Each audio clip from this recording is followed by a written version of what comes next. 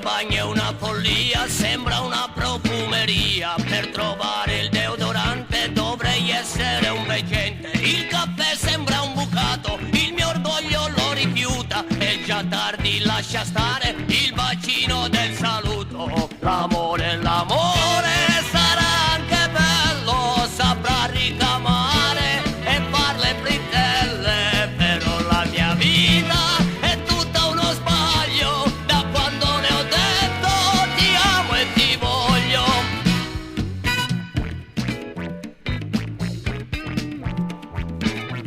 Mi telefona in ufficio per comprare il dentifricio. Guarda, passa dalla scuola che il bambino è andato solo. Torna a casa, son distrutto, vorrei leggermi il giornale. Lei mi parla nell'orecchio, deve raccontarmi tutto.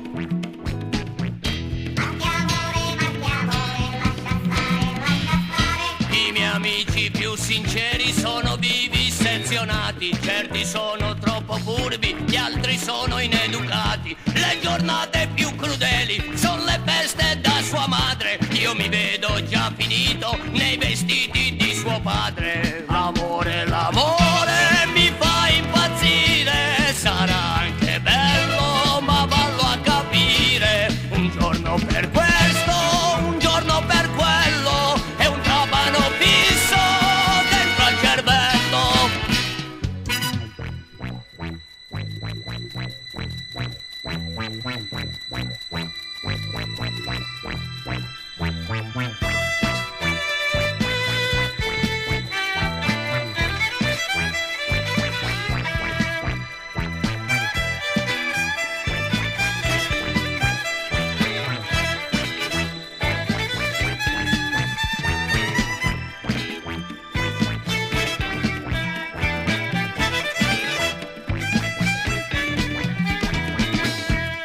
Sera andiamo a letto, lei si mette i bigodini, la vestaglia ed un maglione e la crema per la pelle. Poi si infila i calzettoni ed i tappi di cotone, il sonnifero in confetti e poi mi guarda